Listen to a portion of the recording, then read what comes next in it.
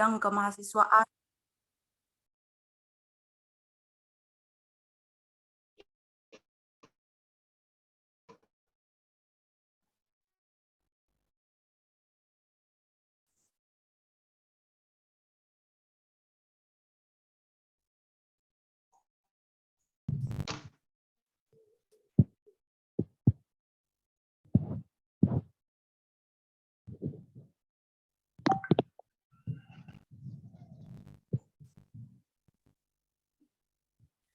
Oke, mohon maaf teman. Mohon maaf. Shalom, selamat pagi dan damai sejahtera untuk kita sekalian. Perkenalkan, nama saya Femi Rambuka Hitemba, Prodi Manajemen tahun angkatan 2021. Di sini saya sebagai MC yang memandu acara ini, berjalannya acara ini. Yang pertama-tama yang terhormat Pembantu Rektor 3, yang terhormat juga bidang kemahasiswaan Unkristina Sumba, yang saya hormati pembicara kita pada pagi hari ini. Singkatnya hadirin sekalian yang tergabung dalam ruang virtual pagi ini. Izinkan saya untuk menyampaikan agenda kita pada pagi hari ini, yaitu agenda yang pertama yaitu doa, agenda yang kedua menyanyikan lagu Indonesia Raya, yang ketiga sambutan Pembantu Rektor 3 sekaligus membuka acara kita pada pagi hari ini, yang keempat materi dan tanya jawab, yang kelima doa penutup, dan yang terakhir foto bersama. Untuk mempersingkat waktu, kita masuk di dalam doa pembuka. Kepada yang bertugas saya persilahkan. Kepada Adriana Nuti Babang saya persilahkan. Baik, Bapak, Ibu, dan teman-teman, sebelum kita memulai kegiatan kita pada saat ini, mari kita mengawali dengan doa. Izinkan saya untuk membawa doa ini menurut agama Kristen Protestan. Kita berdoa. Segala puji dan syukur kami panjatkan ke hadapan hadirat-Nya Tuhan, atas cinta kasih Tuhan menyertai kami anak-anak-Mu dalam hari lepas hari hingga pada saat ini, Tuhan. Pada kesempatan ini, Tuhan, kami anak-anak-Mu akan memulai kegiatan webinar critical thinking. Mari Engkau menjaga kami dari awal kegiatan kami hingga pada akhirnya, Tuhan. Tuhan Yesus memberkati pemateri, ya Tuhan, agar apapun yang mereka sampaikan, boleh kami mengerti dengan baik, ya Tuhan. Bapa dalam kerajaan sorga, seluruh kegiatan kami pada saat ini kami pertaruhkan ke dalam tangan pengasihan-Mu. Hanya di dalam nama anak Yesus Kristus kami berdoa kepada Bapa di sorga. Haleluya, amin.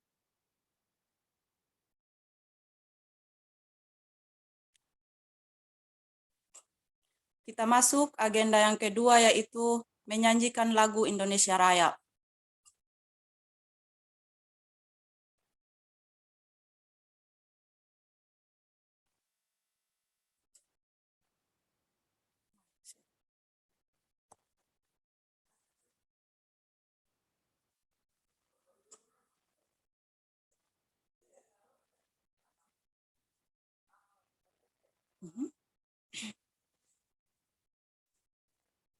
Sudah.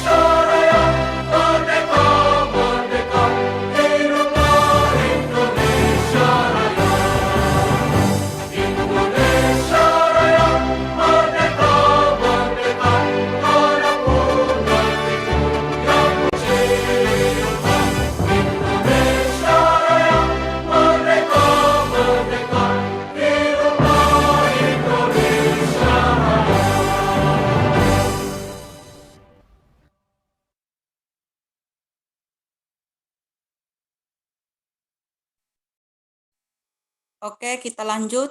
Kita masuk di agenda yang ketiga, yaitu sambutan dari Ketua SMU sekalian membuka webinar kita pada pagi hari ini.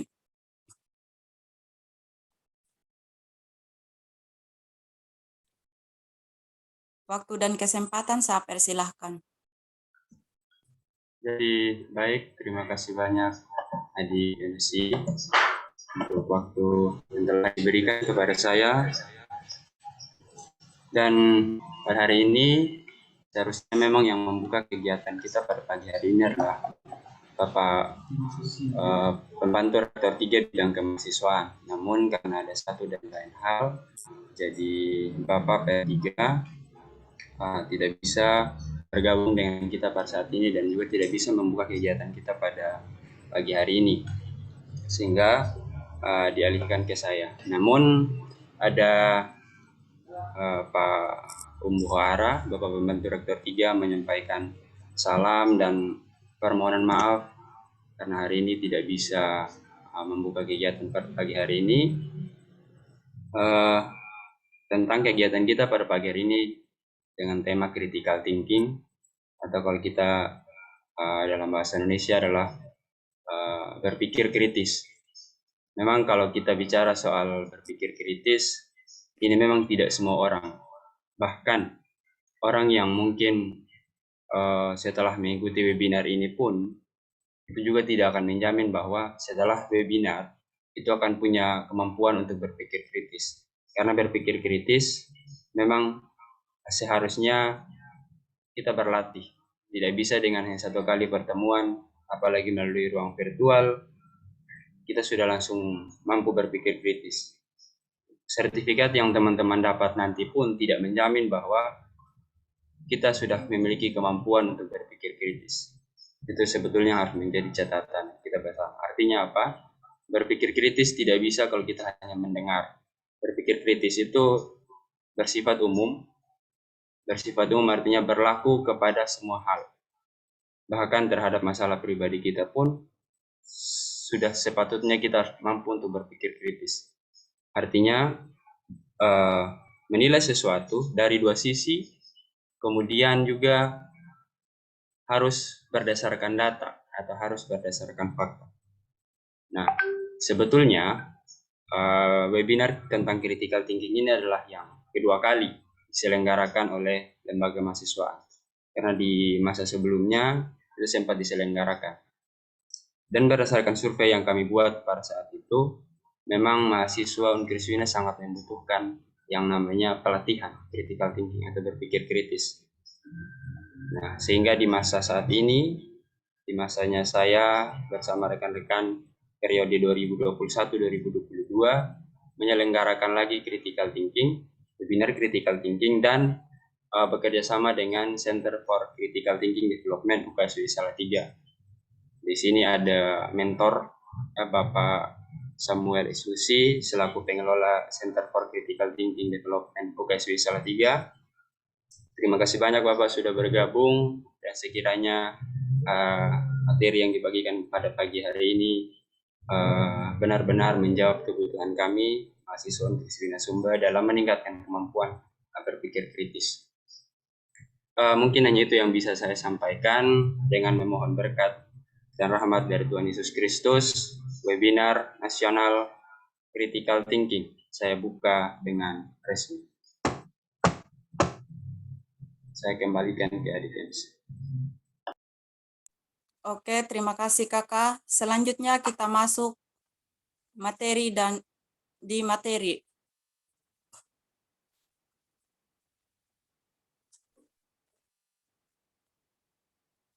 Waktu dan kesempatan saya persilakan kepada Bapak Samuel Lusi untuk menyampaikan materi. Oh, halo. Halo, suara saya bisa terdengar? Terdengar Pak. Terdengar Ya, sama. Salam terima sehat, kasih. Pak. Terima kasih. Saya tadi tertendang keluar, jadi saya tidak ikut yang lain-lain. Saya hanya sempat dapat panitia.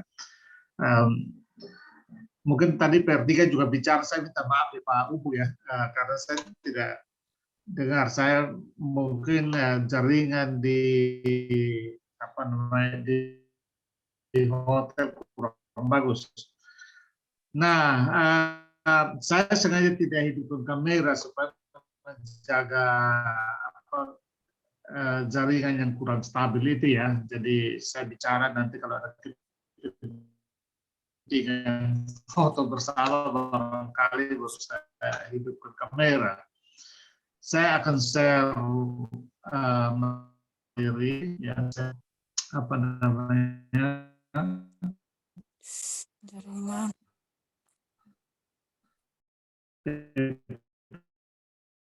PPT ya. Nah, ini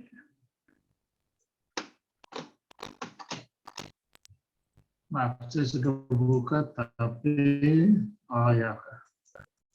Apakah sudah terlihat PPT? Apakah PPT sudah terlihat? Belum, Pak. Oh.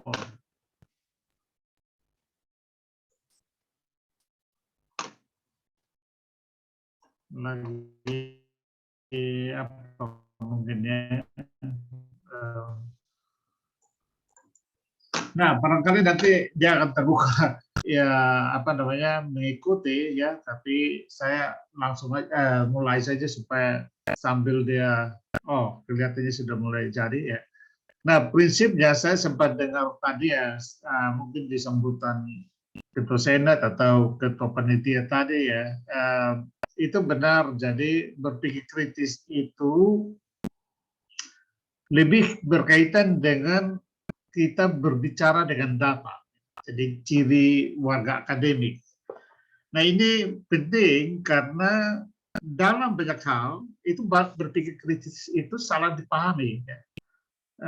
Ada atau umum kalau kita lihat debat-debat di TV atau bahkan di luar ya, orang disebut kritis itu kalau dia pandai bertengkar ya, atau berbicara muter-muter sedemikian sehingga kita tidak mengerti apa yang dia bilang ya. Ngomongnya banyak, kata-kata canggih ya, mungkin campur-campur bahasa asing sedikit ya. Lalu buat kita terhipnotis tapi sebenarnya tidak ada makna apa-apa, muter-muter ya. Nah, itu bukan berpikir kritis.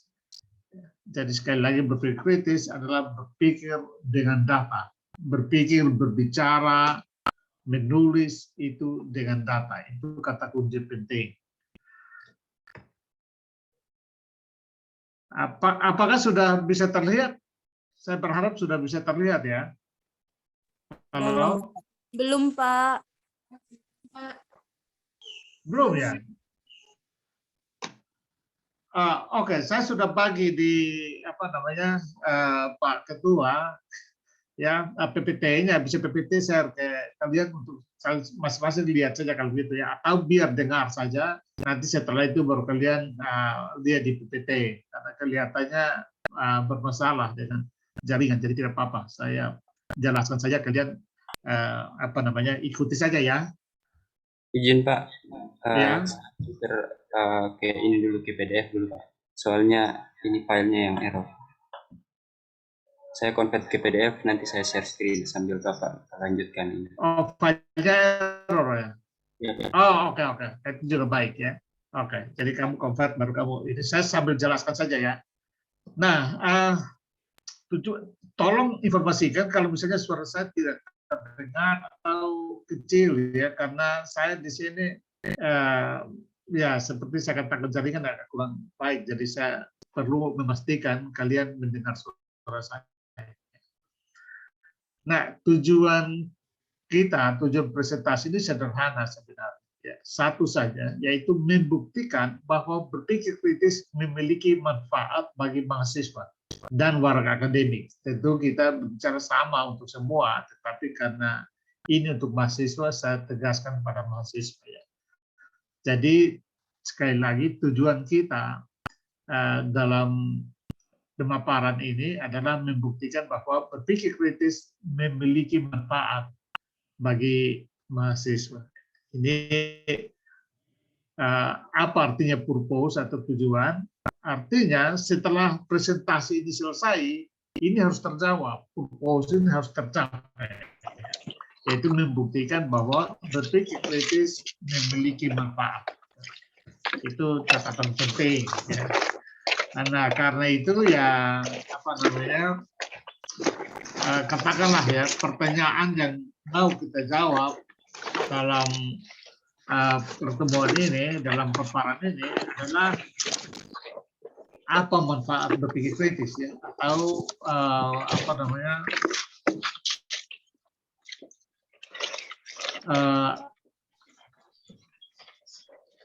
ya bagaimana manfaat berpikir kritis. Kalau selesai bisa menjawab pertanyaan itu.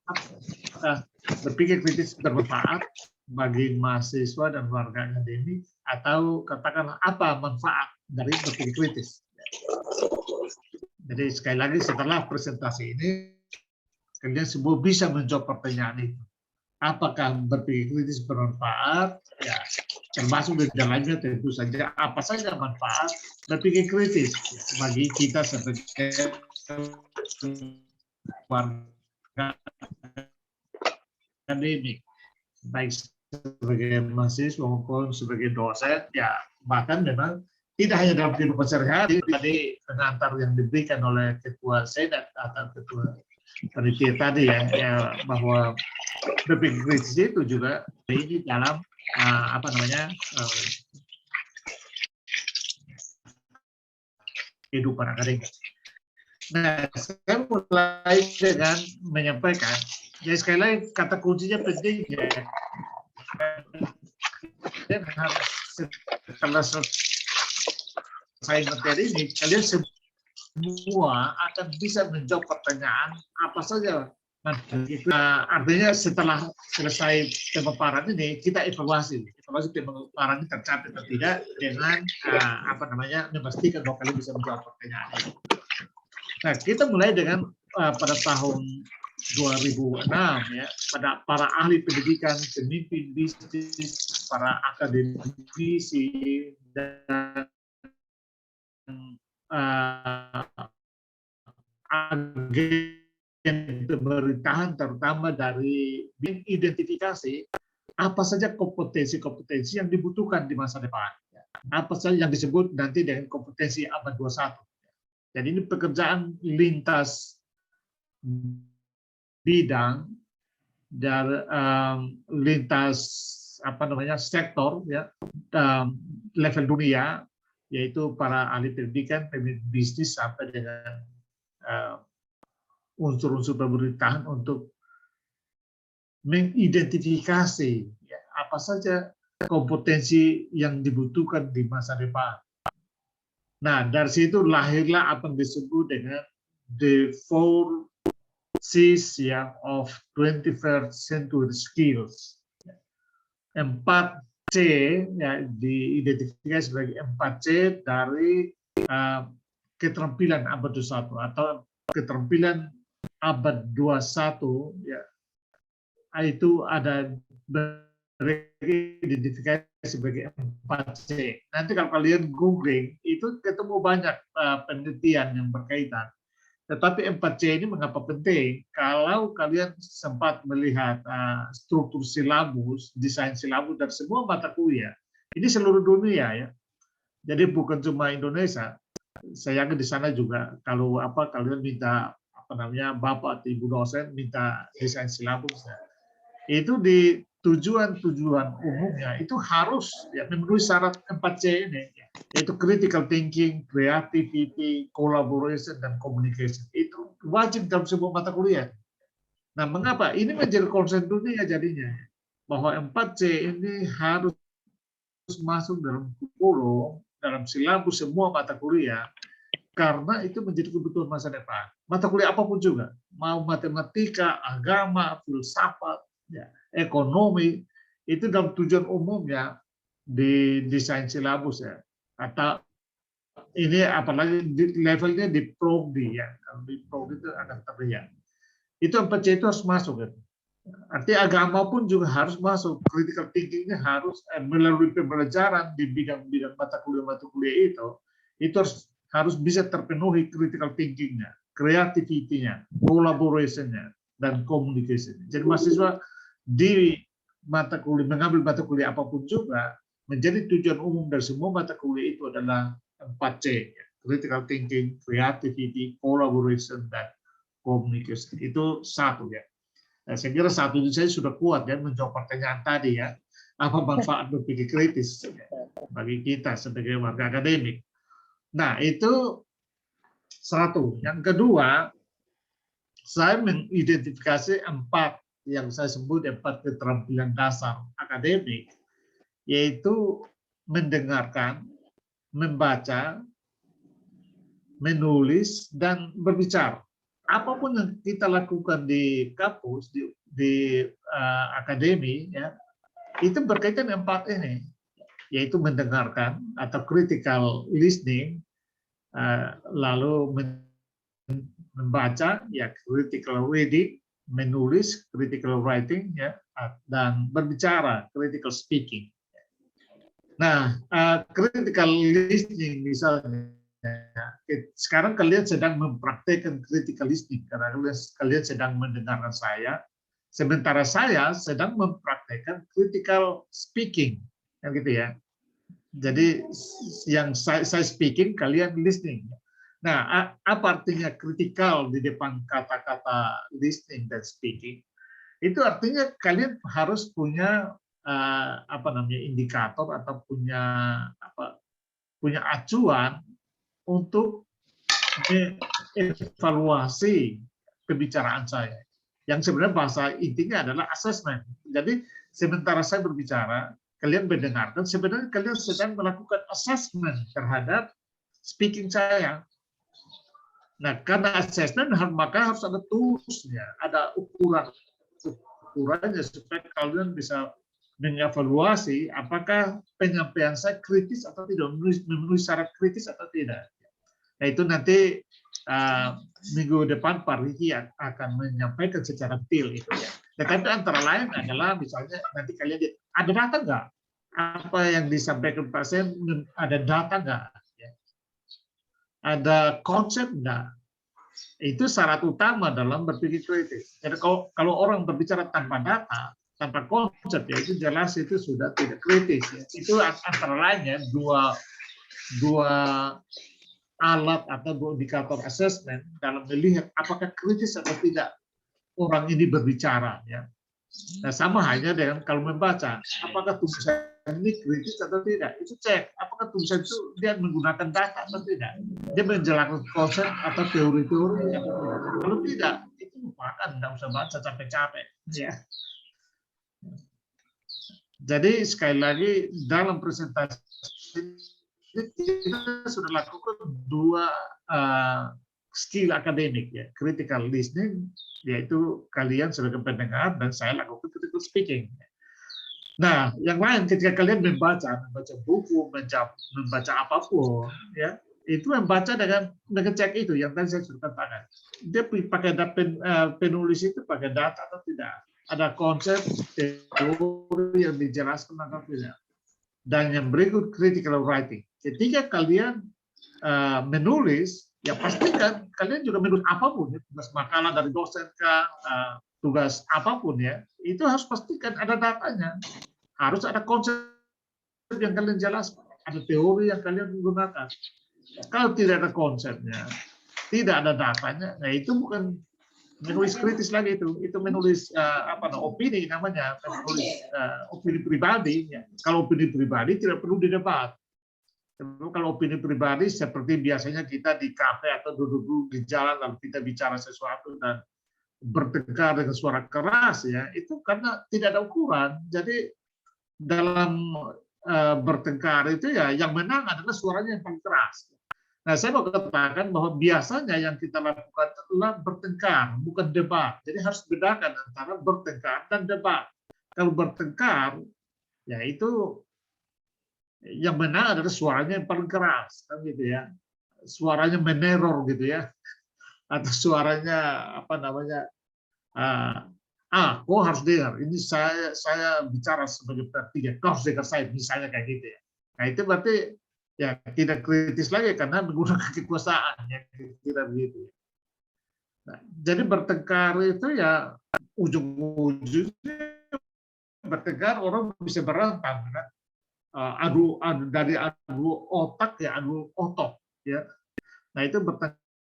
Dalam debat tidak begitu. Dalam debat kita berbeda pendapat, saling beradu data. Di situ kalau satu memang katakan datanya tidak memadai, ya dia harus mengaku bahwa dia oke, saya mengaku saya tidak kuasai data-data terakhir, ya jadi saya mengakui apa data yang Anda gunakan. Ya. Saya tidak mungkin belum menerima pendapat Anda, tetapi saya akan ngecek lagi data terakhir. Dan kalau sudah ya kalau memang Anda benar, ya saya akan ikuti ya. Jadi prinsipnya sebagai orang akademik, kita harus taat pada kebenaran, dan kebenaran itu ukurannya diukur oleh data.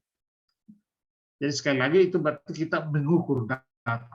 Nah demikian juga ketika kalian tugas lalu diberikan tugas presentasi, ya presentasi kelompok kah, presentasi individu kah, apapun itu, kalian sedang melakukan critical speaking.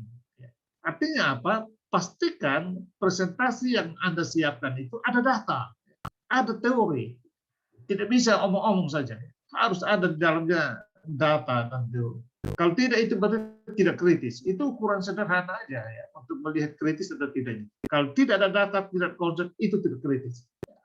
Jadi saya berharap dengan materi ini kalian di kelas di mana saja kalau ada tugas dari dosen untuk tulis tugas menulis makalah misalnya atau tugas presentasi, pastikan tulisan kalian punya data dan konsep. Pastikan presentasi kalian ada data dan ada konsep. Nah itu baru memberi syarat kritis ya. Kalau mau tidak ada datanya ya kalian harus tanya. Nah kalau kalian googling itu juga ada penelitian yang menunjukkan bahwa dua kompetensi yang paling dibutuhkan oleh perusahaan-perusahaan ini sudah berkaitan dengan perusahaan-perusahaan ya, maksud kebutuhan alumni ya atau karyawan yang dibutuhkan oleh perusahaan. Dua kompetensi yang sangat dibutuhkan oleh para COE itu nanti kalian pasti ada CEO itu adalah critical writing dan speaking. Karyawan yang punya kemampuan untuk berbicara, yang berbicara kritis, itu akan sangat bermanfaat di masa depan. Dan juga punya kemampuan untuk presentasi. Jadi di dalam kalau Google itu ada yang menyebut sebagai communication skill, ada juga yang menyebutnya dengan presentation skill, ya. Tapi itu semua menunjuk kepada critical speaking di dalam berpikir kritis. Nah, tetapi sehebat apapun kalian dalam hal melakukan writing ya, dan speaking, ingat bahwa dasarnya adalah humility, kerendahan hatian. Itu nanti minggu depan Pak Riki jelaskan lebih utuh konsep sampai dengan bagaimana melatihnya ya, melatihkan critical thinking itu. Tapi prinsip dasar dari kita menulis atau kita berbicara adalah kerendahan hatian intelektual. Jadi seorang pemikir kritis itu kalau dia rendah hati. Nah tentu itu kalian bisa paham, itu berbeda dengan pemahaman awam. Bahwa selalu berpikir kritis itu malah pandai bertengkar, pandai berkelit, pandai mudah mengalahkan orang lain. Bukan begitu, berpikir kritis bukan itu. Itu arogan ya, intelektual arogan namanya. Tidak, berpikir kritis harus punya kerendahan hatian. Jadi seorang yang tidak punya rendah hati, jelas itu tidak kritis. Itu ukuran-ukurannya seperti itu. Dia integrity, artinya dia jujur. Jujur dalam menggunakan data, jujur dalam mengutip data, jujur dalam menyampaikan pandangan, ya, menyampaikan temuan. Lalu dia berani, dia intellectual courage, berani karena apa? Karena dia berbicara dengan data yang dia riset, ya, data yang dia cari. Jadi dia berani karena benar, ya benar itu artinya karena ada data, ada dukungan datanya. Tidak manipulasi data, dia ambil data apa adanya. Mengapa saya harus katakan itu? Tidak manipulasi data itu karena ada juga orang yang hanya mencari data yang mendukung pandangannya, sementara data yang tidak dukung dia buang. Nah, ini tidak benar. Kita harus ambil semua jenis data yang mendukung pandangan maupun tidak, lalu kita mensintesa dari temuan-temuan itu. Lalu yang berikut, intelektual empati, ya dia harus punya empati. Empati artinya harus bisa mendengarkan pandangan yang berbeda dari pandangannya dia. Jadi itu justru menggambarkan bahwa dia memahami pandangan orang lain. Memahami pandangan orang lain tidak berarti menerima pandangan itu. Itu harus dicatat. Kita bisa memahami pandangan orang yang berbeda-beda, bahkan bertentangan dengan pandangan kita. Tetapi tidak berarti kita setuju atau sepakat dengan pandangan itu.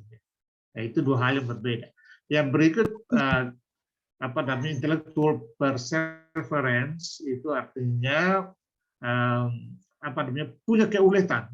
Kalau dia menulis atau dia mau presentasi, kalau dia belum ketemu data, dia tidak akan pernah berhenti. Dia harus cari sampai ketemu data yang paling kuat untuk bahan tulisannya dan untuk bahan presentasinya.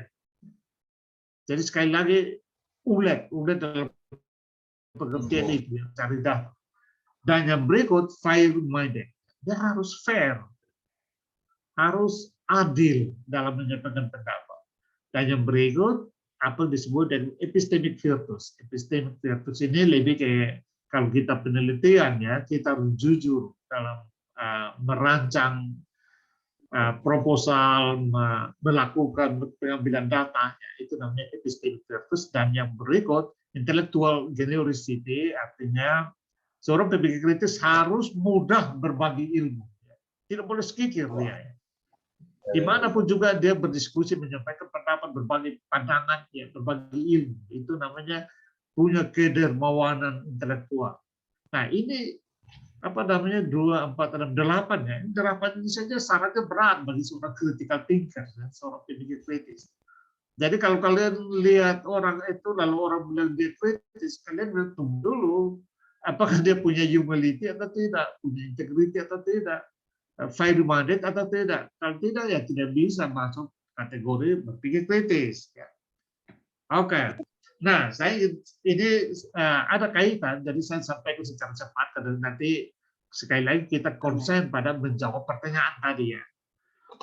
Nah, kalau kita petakan keseluruhan dari pengetahuan, artinya pengetahuan itu muncul bukan dari hal yang rumit ya. Pengetahuan itu muncul dari kehidupan sehari-hari. Jadi kalian lihat piramida yang saya sampaikan di situ, piramida dari Arkhov sebenarnya ya. Piramida pengetahuan namanya. Kalau kalian googling itu, ketik saja piramida pengetahuan. Memang kalau piramida pengetahuan dia mulai dari data, informasi, knowledge, lalu wisdom. Tetapi saya membangunnya dengan mulai dari realitas sehari-hari. Pengetahuan itu mulai dari realitas sehari-hari. Kalau Anda orang ekonomi, amatilah ibu mama menjual di pasar, yang punya warung atau yang online itu, nanti dari situ muncul teori. Kalau Anda amati itu ya satu mama saja kan, kemudian nanti amati beberapa, makin banyak yang diamati berkaitan itu lama-lama kan jadi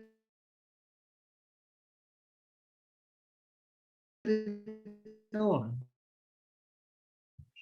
Itu kan. Nah, atau misalnya orang fisika yang mengamati beda-beda bilang logika, hukum, mengamati fakta-fakta hukum dalam keseharian. Itu adalah sumber ilmu. Semua ilmu muncul dari keseharian. Ya. Tentu kalian ingat misalnya ya Isaac Newton ya, yang duduk dalam buah apel jatuh ya, lalu dia mulai tercerahkan untuk membangun teori gravitasi nantinya. Segala sesuatu kalian cek dan muncul dari keseharian. Jadi saya ingin mengatakan bahwa kalau kita menggunakan pendekatan pemikiran kritis, kita semua bisa menciptakan teori. Biarpun Anda masih mahasiswa, Anda bisa menciptakan teori. Kalau Anda bisa mengamati sesuatu secara serius. Ya. Nah, apa yang kita amati itu yang membedakan kita dengan orang awam, orang yang bukan akademik, itu adalah begini. Kalau seorang akademik, seorang pemikir kritis, dia mengamati, kemudian dari amatannya itu didokumentasikan. Dokumentasikan itu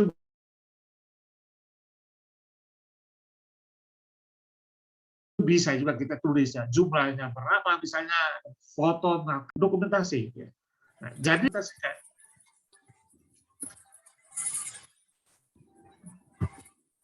tapi fakta keseharian itu kita naik ya tingkatnya menjadi data. Nah, kita lihat kalau orang-orang awal, kita fakta kesehariannya kayak sabun dapurnya. Nah, jadi levelnya begitu ya. Amati apa yang bidang keilmuan Anda, bidang yang Anda minati, yang Anda kuliah ini, amati dalam kesehariannya, secara rinci, secara detail. Kalau ada data dia, Anda dokumentasikan, maka itu menjadi data. Nah, kemudian harus dikembangkan supaya data itu banyak. Fakta-fakta yang dia amati itu makin banyak berkaitan hal yang sama, tetapi jumlahnya makin banyak. Dan kemudian data itu yang kita hubungkan antara satu dengan amal informasi. Jadi informasi mengungkap makna di antara kaitan antara data. Nah, itu informasi. Nah, informasi-informasi yang ini harus diperbanyak, ya, mengamati, mendapatkan banyak sekali informasi ya, yang basisnya dari data tadi. Lalu kita melihat polanya. Dari polanya itulah dia menciptakan apa yang disebut pengetahuan. Boleh dikatakan itu teori ya. Kita omong misalnya teorinya Einstein, E sama dengan MC kuadrat. Nah itu setelah dia mengamati alam semesta ini, jadi sekali lagi muncul dari pengamatan saya informasi, di data lalu menjadi informasi, lalu informasi dengan polanya jadilah knowledge. Dan ketika Einstein melihat alam semesta dalam rumus yang dia buat itu, lalu dia bilang pasti ada intelligent design di alam ini. Tidak mungkin karena ini semua begitu persisi, semua begitu teratur, ya begitu matematis. Maka dia mengakui adanya Tuhan, adanya intelligent design, wisdom, itu namanya kebajikan, kebijaksanaan. Jadi teori yang kita munculkan itu ya direnungkan, diinternalisasi, maka itu menciptakan kebijaksanaan. Artinya apa? Semakin pintar seseorang dengan menggunakan pemikiran kritis, dia semakin bijak, bukan semakin arogan. Kita kadang-kadang orang makin pintar malah makin arogan. Menggunakan kepintarannya, memamerkan kepintarannya, dan meremehkan orang lain. Nah, itu bukan kritis namanya. Nah, jadi sekali lagi ya, berpikir kritis membantu kita untuk mengolah realitas menjadi data, data menjadi informasi, informasi menjadi knowledge atau pengetahuan atau teori, dan teori menjadi wisdom. Nah, ini gambaran penting dari pembicaraan pemikiran kritis. Ya. Nah, sekarang kita masuk ke memeriksa konsep dan bukti-bukti ya, data-data ya. Nah, saya muncul dengan selalu di bagian atas dari setiap slide ini kutipan ya, supaya mengingatkan purpose atau tujuan dari presentasi ini, bahwa untuk presentasi untuk membuktikan bahwa berpikir kritis itu adalah keterampilan yang bermanfaat bagi warga akademik, atau untuk menunjukkan apa manfaat dari berpikir kritis dalam warga akademik. Nah, kita memeriksa konsep. Bagaimana pendapat ahli tentang manfaat berpikir kritis bagi warga akademik, atau bagaimana pendapat para ahli tentang berpikir kritis bagi orang kampus, katakanlah mahasiswa.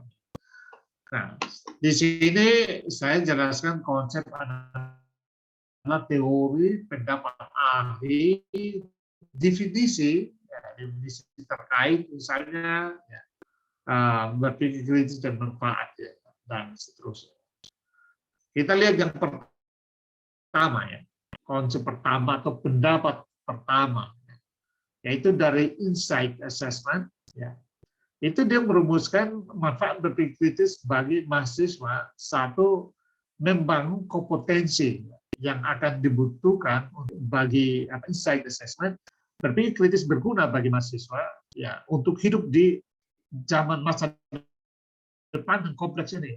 Karena sekarang kan dunia saling terhubung, semua budaya saling terhubung dengan budaya yang lain. Kita di Sumba juga kita bisa mengakses informasi ya dari Amerika atau dari Afrika atau dari Eropa, dari Cina dan seterusnya. Jadi terutama di dunia virtual. Kalau masuk ke game online atau masuk ke metaverse misalnya, kita sudah berhubungan dengan orang dari berbagai negara tanpa perlu mengetahui identitasnya.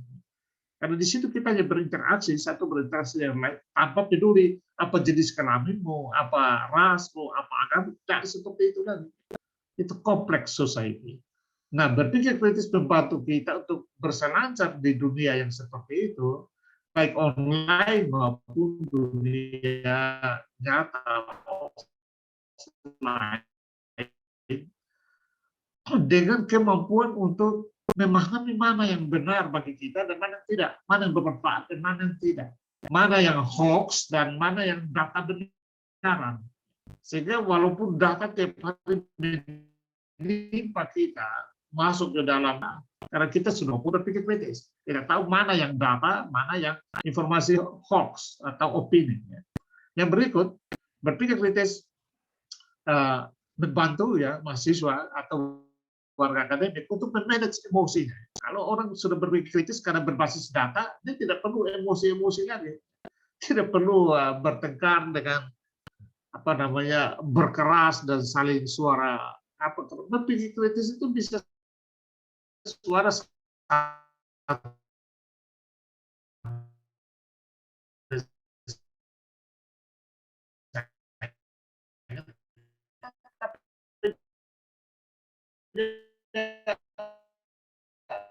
menggunakan argumen-argumen mandiri.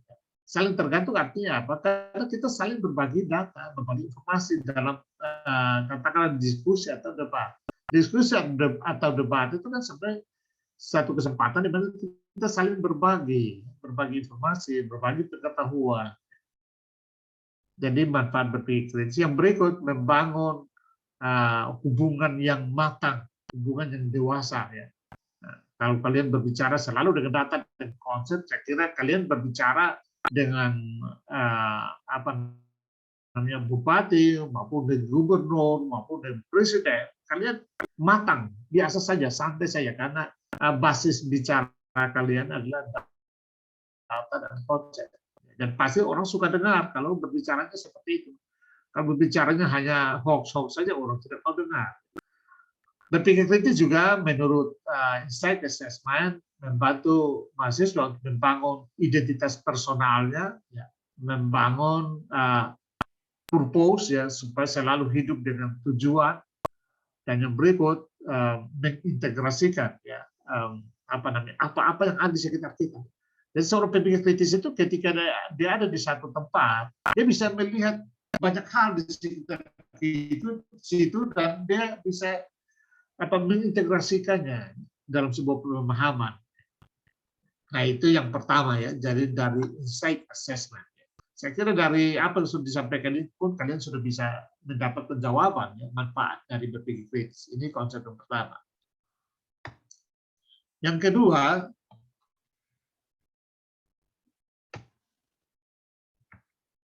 yang kedua dari Australian Christian College. Ya. Itu dia merumuskan manfaat berpikir kritis bagi mahasiswa adalah memahami hubungan antara ide-ide. Seorang pemikir kritis akan mudah untuk mengaitkan ide yang ini dan ide itu. Menjadi banyak ide yang didapatkan, dia bisa kaitkan satu dengan lain.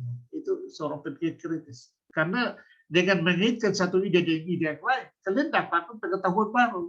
Begitu ya. Pengetahuan itu dia hanya bisa diperoleh dengan mengaitkan antara satu dengan yang lain. Nah, itu manfaat berpikir kritis menurut Australian Christian College. Yang berikut, berpikir kritis membantu kita untuk menentukan ya mana yang penting dan mana yang tidak. Argumen-argumen yang data yang relevan dan data yang tidak. Nah, sekali lagi ini akan membantu terutama di dunia medsos ya, banyak orang yang tersesat di medsos Tetapi dengan berpikir kritis kita akan mudah mengetahui mana yang ide atau data yang bermanfaat dan mana yang tidak. Yang berikut berpikir kritis membantu kita untuk menyadari atau membangun argumen yang kuat. Ini sebenarnya kami di UKSW ada materi khusus tentang bagaimana argumen. Ini mungkin sekali untuk segini ya. Jadi fokus untuk bagaimana membangun argumen dalam debat ya. Nanti kami tahun depan itu sudah mulai dengan kegiatan lomba ya. 3 minutes tesis, 3 menit saja. Nah, itu sudah dirancang untuk tahun depan. Ya. Lalu yang berikut identifikasi kesalahan-kesalahan dalam bernama. Jadi seorang pemikir kritis dia ada lompatan atau tidak, ada falasi tidak dalam sebuah argumen. Ini lebih detail ya. Ini mungkin hanya bisa dipahami kalau masih pemula ini katakan dalam ini ya. Yang berikut berpikir kritis membantu untuk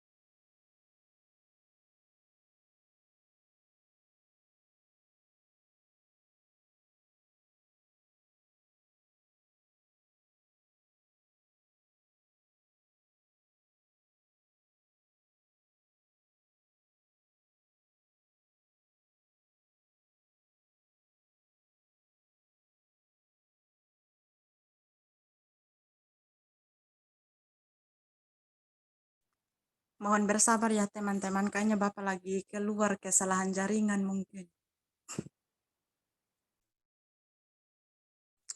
Baik, Kak.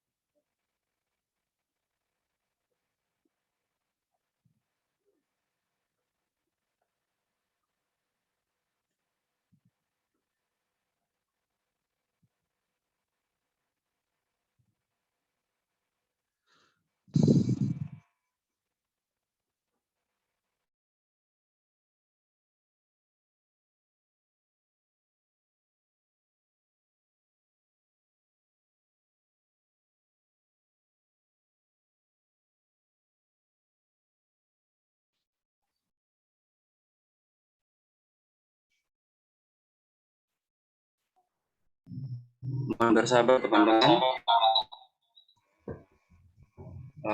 Tadi Pak ini kontak saja untuk ada bersatu login kembali. Siap Kakak. Baik, Kak.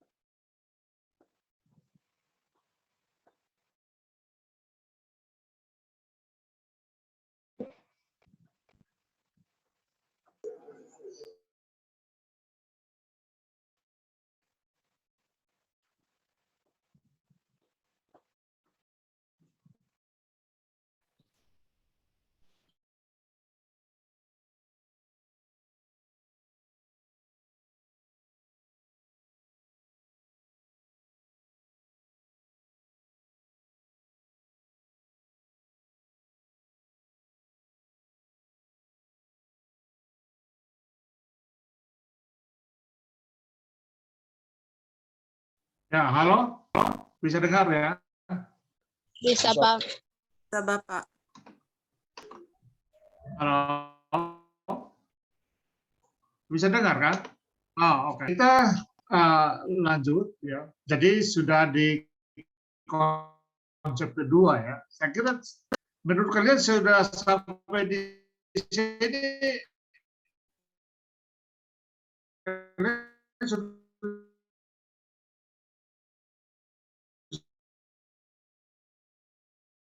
Mohon maaf, Pak, suara putus-putus. jawab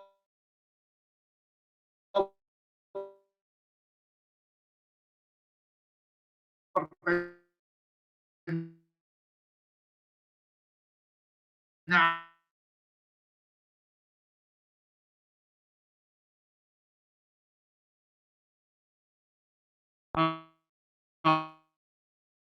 Oke, saya matikan punya saya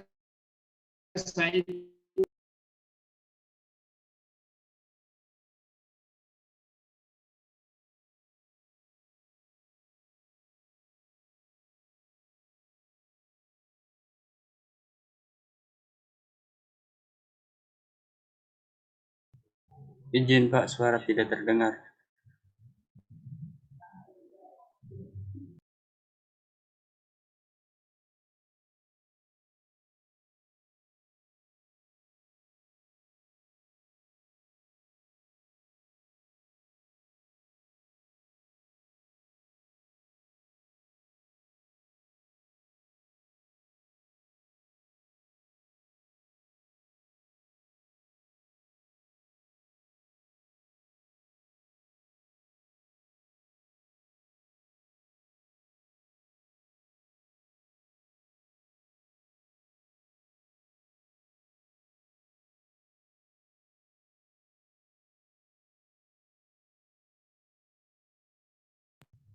Sepertinya pemateri kita sedang mengalami gangguan jaringan. Ini juga baru keluar dari Zoom. Mohon bersabar, mungkin saat ini pemateri sedang berusaha untuk login kembali. Baik.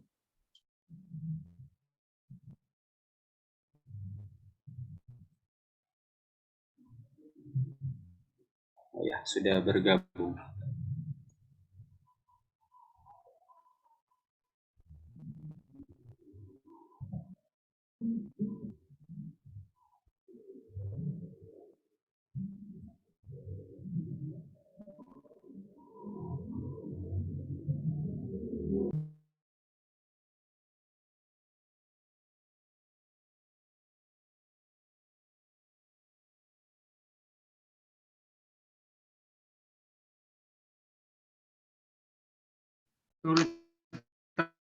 tadi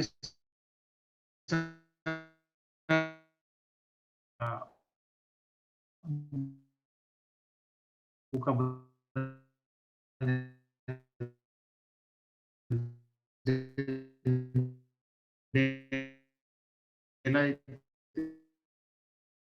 Mohon maaf, Bapak, jaringan ini suara putus-putus, Bapak.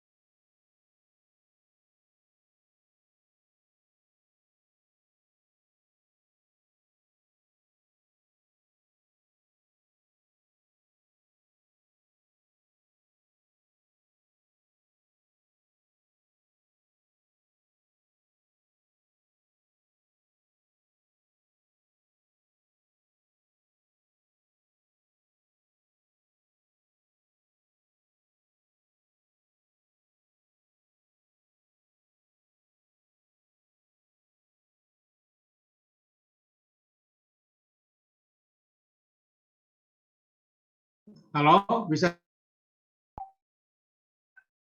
Suara putus-putus, Pak.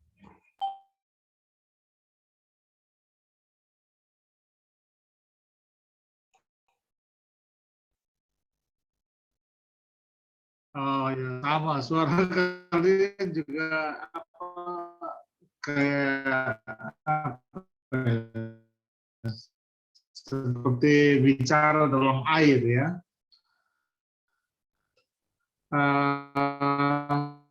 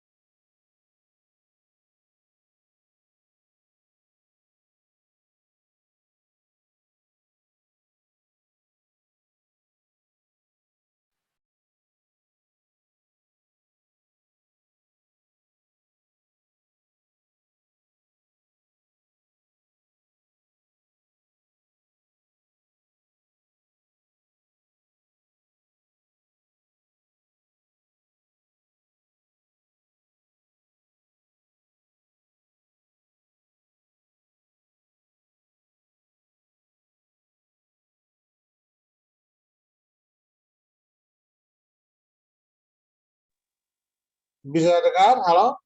Recording in progress.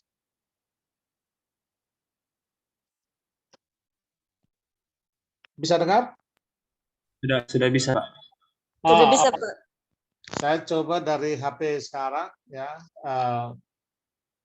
juga laptop ya, jadi dua-duanya. Oke, kita lanjut.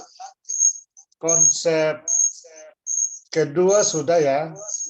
Sekarang kita masuk ke yang ketiga. Ini dari University of People. Ya. Nah, di sini dia mengatakan bahwa kunci sukses karier, pengambilan keputusan. Mohon maaf, Pak, saya potong. Mungkin suara yang di laptop itu karena ini. Oh, oke. Karena ini. Oh, oke.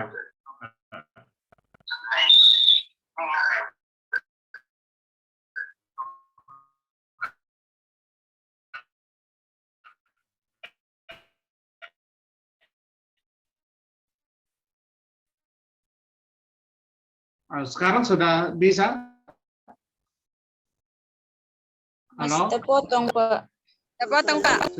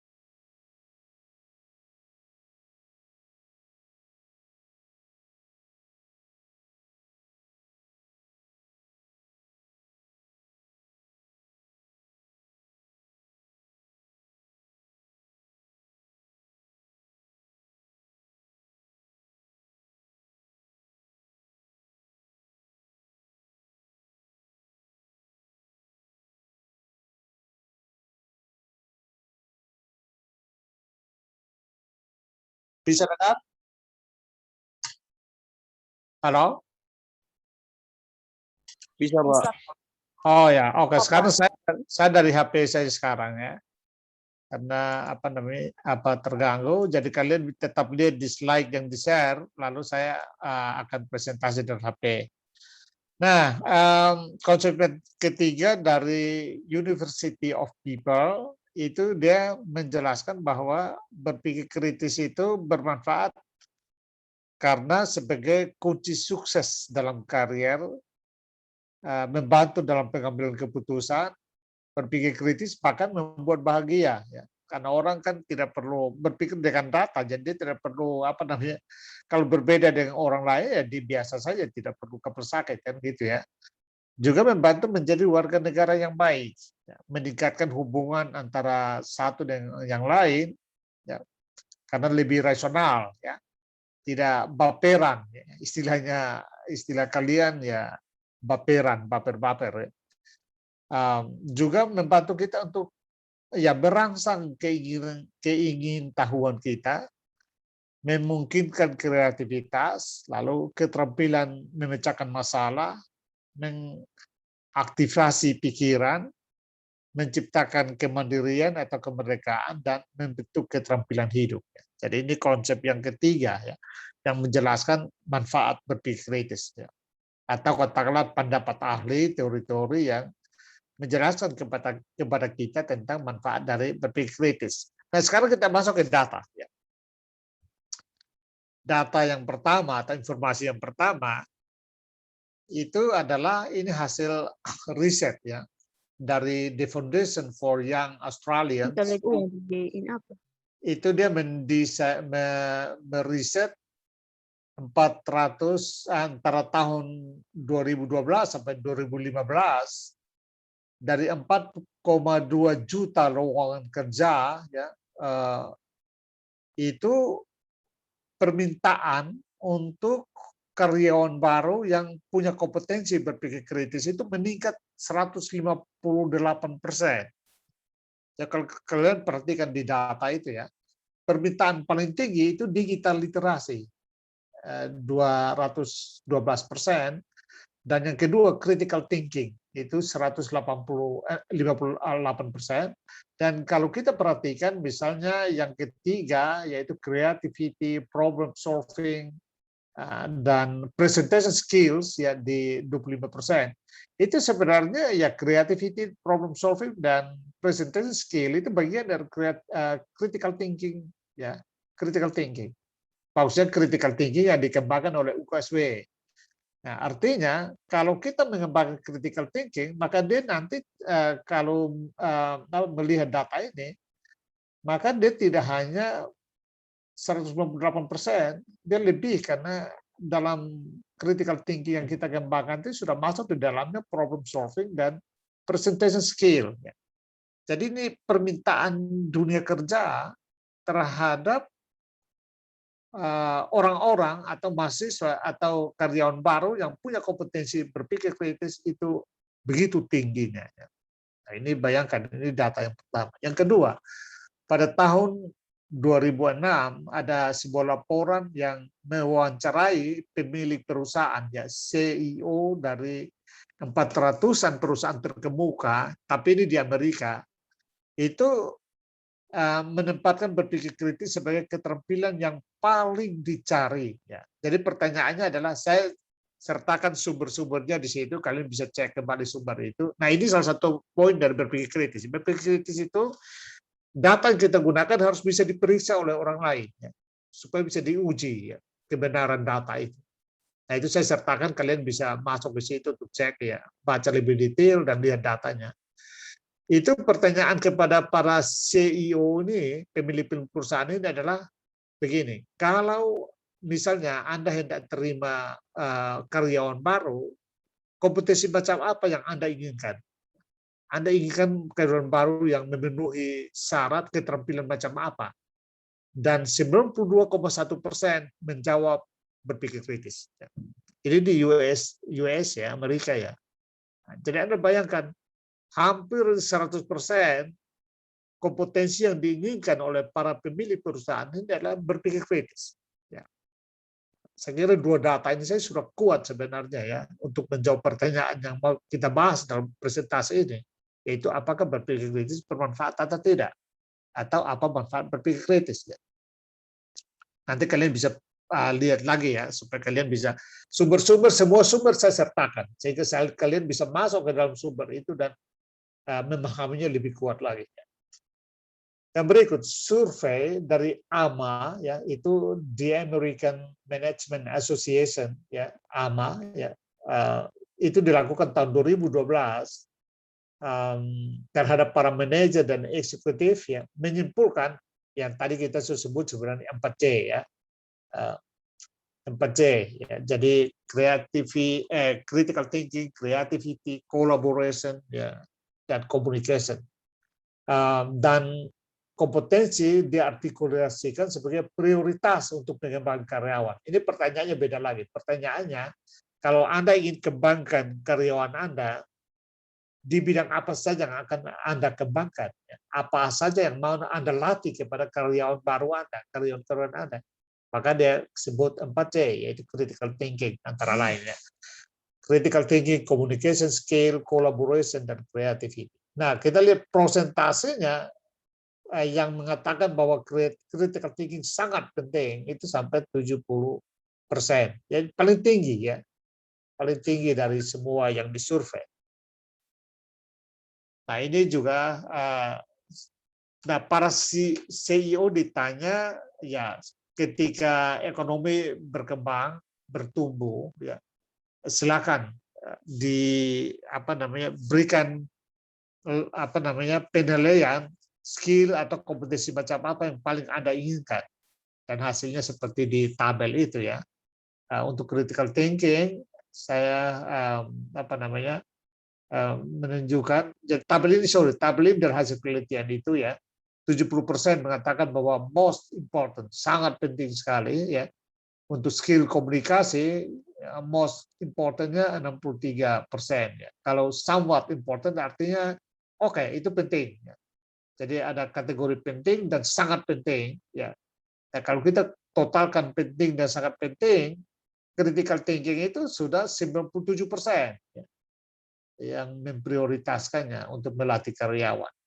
Jadi ini data ini sudah memberikan gambaran kuat kepada kita juga bagaimana berpikir kritis itu penting. Ini baru data yang kedua, ya. Jadi saya ingin ingatkan, kita sudah sampai tadi mulai dengan pandangan ahli atau pandangan teori, ada 3 yang kita sampaikan untuk menunjukkan bahwa berpikir kritis itu bermanfaat, dan sekarang kita menunjukkan data, ya. Sudah berapa? 4 data saya kira, 3 data saya kira, ya, untuk tunjukkan bahwa berpikir kritis itu penting.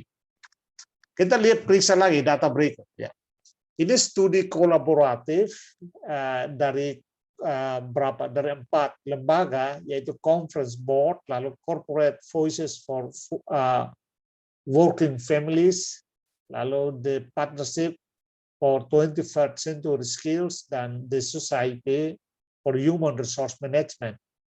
Ini juga tahun 26, itu menemukan bahwa berpikir kritis atau keterampilan berpikir kritis merupakan applied skill, ya, keterampilan aplikatif yang paling dibutuhkan dalam berusaha. Kita lihat, ya, di sini dia bagi basic skill dan applied skill, ya. Kalau basic skill tentu saja bahasa Inggris dan membaca dan seterusnya. Tetapi di applied skill itu critical thinking atau problem solving, itu yang paling utama. Dan yang kedua itu oral communication. Oral communication ini kan critical speaking, kan, gitu, yang sudah saya jelaskan tadi, ya. Dan yang ketiga, level 3 itu written communication, itu critical writing. Nah, jadi kalau kita perhatikan, maka urutan 1, 2, 3 itu semua adalah critical thinking. Ya, karena dalam critical thinking yang kita buat itu kan sudah ada oral communication, yaitu speaking. Ada written communication atau writing. Nah, jadi ini data yang ketiga, ya, yang menunjukkan berpikir kritis itu penting. Belum selesai, ya, masih ada lagi info data yang berikut. Ini the Job Outlook NACE, ya. NACE itu adalah the National Association of College and Employers. Itu setiap tahun dia mensurvei perusahaan-perusahaan di Amerika, Eropa, dan Asia untuk mengetahui tingkat kebutuhan esensial karir, ya, dan jenis kompetensi yang ada.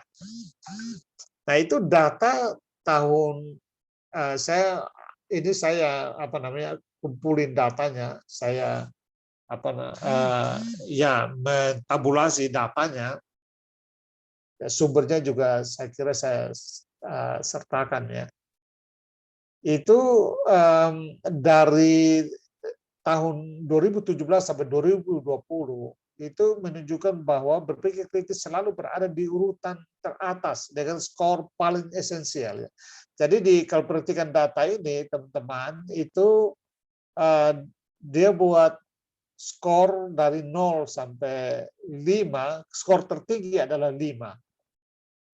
Nah, mari kita lihat kompetensi yang paling esensial dan yang paling dibutuhkan antara tahun 2017 sampai 2020 menurut survei ini bagaimana. Kita lihat critical thinking atau problem solving. 2017 itu 4,58. Ingat ya, skor tertingginya 5 ya. Itu berarti hampir sempurna ya, 4,58. Tahun 2018 itu udah naik 4,62. 2019 4,66, makin tinggi ya. Dan 2020 4,65. Jadi tinggi sekali, hampir mendekati sempurna ya. Kurang 0,35 itu sempurna ya. Ya, dari total nilai tertinggi, skor tertinggi 4. Yang di bawahnya adalah teamwork atau collaboration ya, dan saya kira teamwork collaboration itu juga oke, dia tidak persis sama dengan critical thinking, tetapi critical thinking bisa membantu ya untuk ke situ. Yang persis bagian dari critical thinking adalah urutan keempat, yaitu oral atau written communication skill. Yaitu juga cukup tinggi. Jadi kalau kita menguasai berpikir kritis, ya, itu maka kita kuasai 2 ya dari 6 skill yang paling dibutuhkan di sini, yaitu yang nomor 1 critical thinking dan problem solving, yang nomor 4 oral dan written communication, dan yang nomor berapa ya? Saya kira 2 ya, 2 itu yang paling memenuhi. Nah, jadi ini sudah makin kuat ya datanya. Ini yang paling terakhir saya kira ya. Sebuah penelitian oleh Fasion ya tahun 2013 ya, dalam bukunya Critical Thinking, What It Is and Why It Counts. Mengapa diperhitungkan? Apa itu dan mengapa diperlukan? Ya. Itu dia meneliti lebih dari 1.100 mahasiswa. Ya. Dia menemukan bahwa skor tes keterampilan berpikir kritis di tingkat perguruan tinggi berkorelasi terhadap nilai IPK. Artinya apa penelitian ini? Kita bacanya begini. Semakin tinggi tingkat berpikir kritis seseorang, IPK-nya makin tinggi. Ini lebih pragmatis ya, lebih praktis masuk ke kebutuhan mahasiswa ya. Semakin tinggi keterampilan berpikir kritis, semakin tinggi IPK ya, mahasiswa ya. Jadi sekali lagi, kalau IPK-nya pas-pasan, ya harus cek apakah betul kritis atau tidak ya. Tentu ini tidak mutlak, tetapi hasil penelitian ini paling tidak memberikan kita gambaran bahwa berpikir kritis juga membantu kita untuk meningkatkan IPK. Ya. Itu yang contoh yang Nah ini mungkin yang terakhir ya. Ini yang terakhir supaya sedikit menghibur ya. Ini dari The Foundation of Young Australian itu melaporkan bahwa rata-rata ini berkaitan dengan pembayaran gaji untuk keterampilan, berbagai keterampilan, ya, termasuk berpikir kritis. Pembayaran gaji untuk karyawan yang memiliki kompetensi berpikir kritis itu lebih tinggi dari kompetensi lainnya. Ini di Australia, ya. Ini data Australia sekali lagi. Tetapi kita gunakan ini untuk mendapatkan bayangan, ya, mendapat gambaran tentang kebutuhan dan seberapa besar berpikir kritis dihargai di dunia kerja. Nah, kita lihat datanya seperti ini. Rata-rata gaji bulanan karyawan dengan kompetensi berpikir kritis itu $7.745 US per bulan. Ya. Kalau Anda kali saja ya $7.745, saya kira dolar Australia mungkin sekarang antara 11 sampai 12.000 ya. 10 sampai 12.000. Jadi kalau katakanlah 10 saja, Anda hitung ini sudah sekitar 80 jutaan per bulan. Ya. Ya, ini seorang karyawan baru ya. Bayangkan kalau kalian bisa kerja lalu dengan dikasih gaji begitu ya, 80-an juta, wah itu bukan main ya. Nah itu dibanding misalnya dengan akuntan ya, orang yang punya literasi finansial atau akuntan itu dibayar $5.224. Ya. Jadi bayangkan beda $2.500 bedanya. Padahal ini akuntan. Ya. Kita di Indonesia akuntan itu termasuk yang bergaji besar. Ya. Dan yang berikut yang punya keterampilan creativity itu dibayar $3.129. Jauh lebih kecil ya dari yang berpikir kritis. Nah, tetapi memang berpikir kritis misalnya lebih rendah dari digital literasi. Digital literasi itu 8.648. Itu sudah hampir 100 juta itu ya. Atau mungkin 100 juta Bang Nay. Nah, yang yang paling tinggi malah presentation skill ya. Presentation skill presentasi itu 8.853 ribu dolar Australia. Artinya saya kira yang bisa mencapai 100 juta. Dan kita sudah tahu seperti saya sudah jelaskan tadi, skill presentasi itu bagian dari berpikir kritis yang kita buat di UKSW. Jadi artinya kalau Anda menguasai berpikir kritis, maka ya bisa dibayangkan ya, Anda karena punya kemampuan presentasi juga. Itu berarti ya Anda dibayar harusnya gaji besar ya. Nah, saya ingin mulai dengan diskusinya begini. Kita mulai dengan pembahasan ini dengan ingin menjawab pertanyaan apakah berpikir kritis bermanfaat bagi warga akademik atau tidak.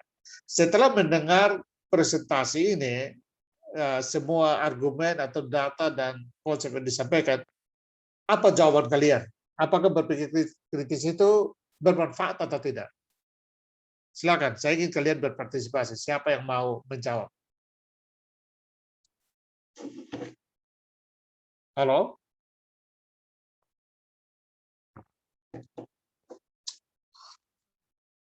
Apa ada yang mau berpartisipasi menjawab pertanyaan ini?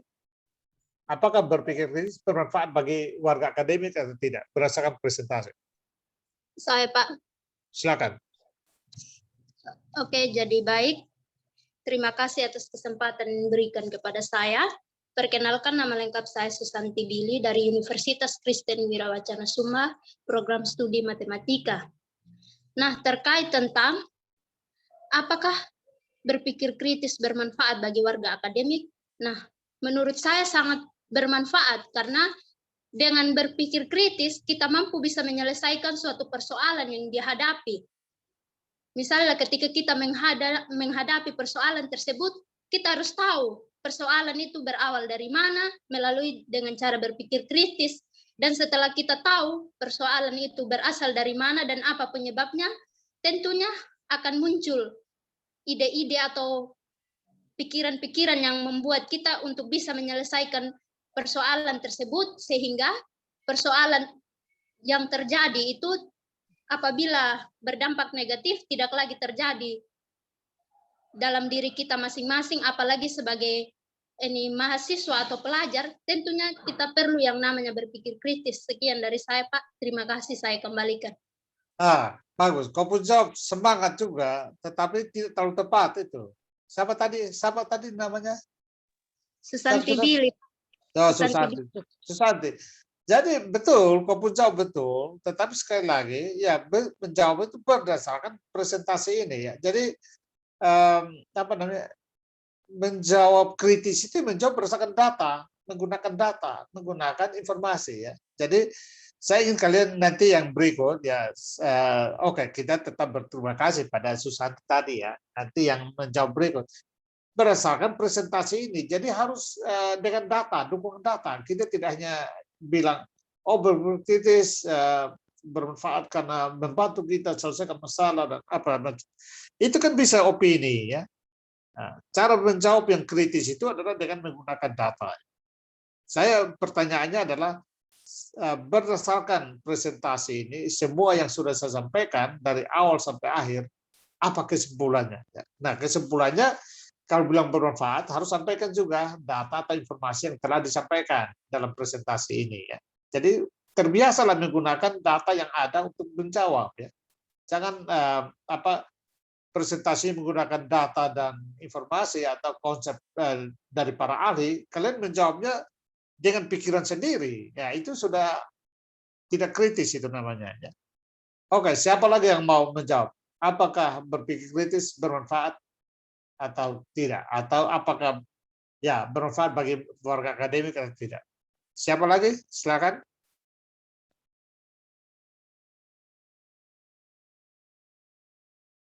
Halo? Ada lagi ya? Jangan malu-malu menjawab ya. Menjawab salah itu bagian dari belajar ya. Jadi jangan pikir nanti saya malu, saya salah. Tidak bisa begitu ya. Berpikir orang akademik itu dia harus terbuka ya. Karena kalau salah itu malah jadi pembelajaran. Jadi begitu salah diberitahu, oh ternyata begitu toh. Gitu kan. Jadi jangan takut salah ya. Silakan, siapa lagi yang mau menjawab pertanyaan ini? Apakah berpikir kritis bermanfaat bagi warga akademik?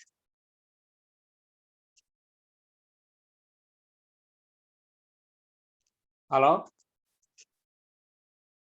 Halo, Pak. Silakan. Apakah ada yang mau Mungkin menjawab? dari saya, Pak, yang berpikir kritis itu sangat bermanfaat bagi kita, karena dalam kehidupan sehari-hari itu kita butuh yang namanya berpikir kritis. Jadi segala hal yang kita lakukan itu kita membutuhkan berpikir kritis, Pak. Itu saja kan? Halo? Iya, Pak. Oke. Nah, itu juga ya. Jadi itu yang jawaban-jawaban itu ya disebut dengan opini ya. Karena begini, dalam kehidupan sehari-hari kita membutuhkan berpikir kritis.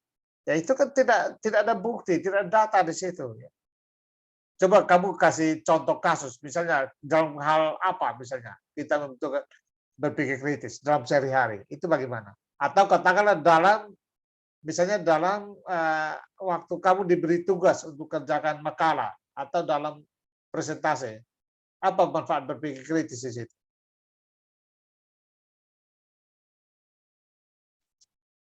Halo? Coba berpikir sampai ke situ ya, sampai ke level bagaimana menggunakan berpikir kritis itu dalam apa namanya? Baik dalam menulis misalnya atau dalam presentasi makalah misalnya, itu bagaimana itu digunakan? Kalau bisa memahami bahwa itu bermanfaat. Ya. Silakan, bisa atau siapa lagi? Siapa yang lain boleh. Recording in progress. Saya ingin kalian sekali lagi perhatikan bahwa apa namanya berpikir kritis itu harus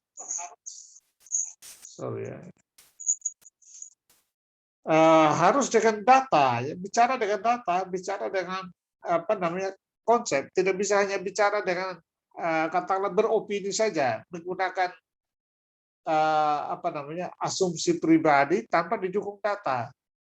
Jadi terbiasalah kalian dari sekarang untuk berbicara itu dengan menggunakan data, menggunakan pendapat ahli. Nah, kalau kalian perhatikan, ini kan sederhana sebenarnya. Dari tadi saya presentasikan semua saya gunakan data di pendapat ahli. Harusnya kalau kalian menjawab, kalian sudah bisa menggunakan pendapat ahli yang sudah saya presentasi tadi, atau data yang sudah saya sampaikan tadi. Jadi itu menjadi pegangan kalian waktu di luar, misalnya kalau orang tanya kalian, apa gunanya berpikir kritis?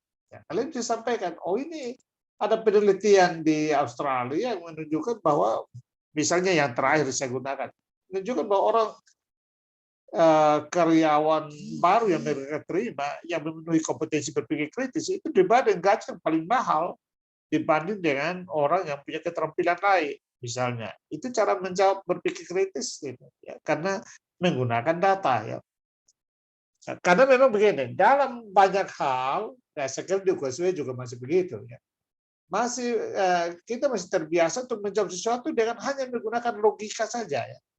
Dalam berpikir kritis itu disebut dengan penalaran. Jadi hanya menggunakan logika saja, tetapi tanpa didukung oleh ada beda antara penalaran dan intelektualitas, standar intelektual. Ya.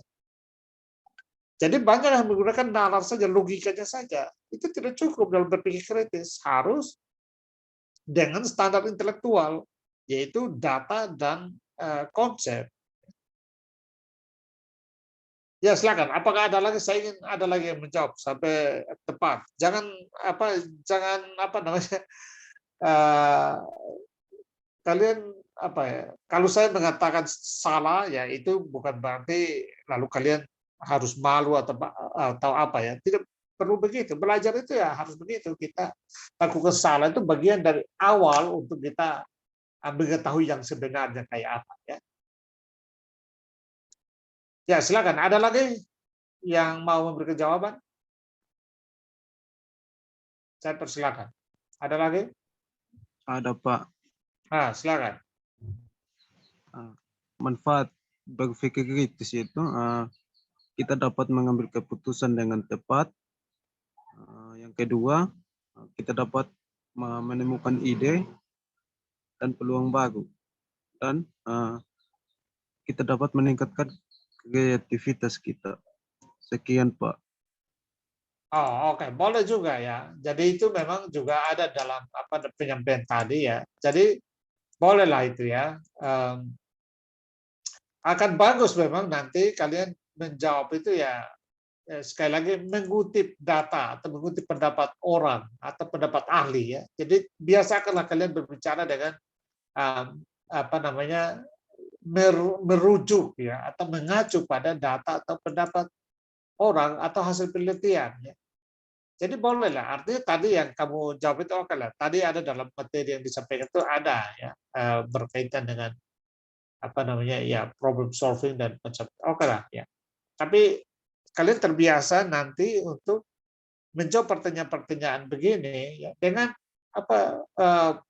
menggunakan data dan pendapat ahli ya. Saya ambil contoh misalnya di sini beberapa waktu lalu teman-teman dari Papua ya, dari Pegunungan Bintang memang di sana ya kesulitan jaringan, mereka sekolah online-nya kan tidak betul ya. Jadi lalu dari sana mereka datang ikut jadi mahasiswa di UKSW. Itu memang awal-awalnya sangat berat ya. Karena mereka menggunakan Zoom saya tidak bisa, belum tahu ya. Nah, itu dengan sederhana kita mulai ajak berpikir kritis. Pertanyaannya sederhana. Saya pakai papeda itu makanan kesayangannya mereka di sana ya. Terus pertanyaannya saya ajukan pertanyaan. Menurut kalian papeda itu harga di Jayapura lebih mahal atau di Jakarta yang lebih mahal? Itu mereka mulai menjawab, ada yang bilang di Jayapura lebih mahal, ada yang di Jakarta lebih mahal. Ya, saya bilang oke. Bagaimana kalian tahu bahwa yang paling benar itu Papua atau Jakarta?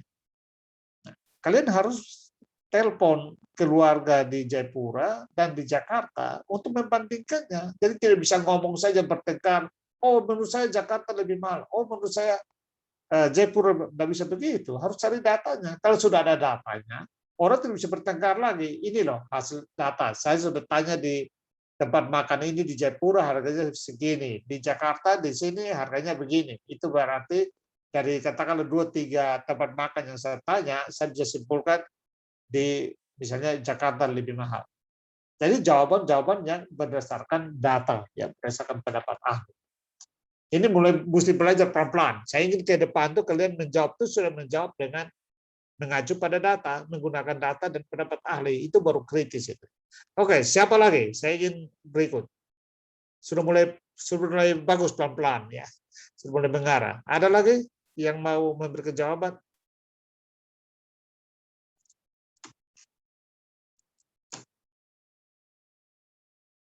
Halo? Ada? Saya persilakan. Jangan malu-malu.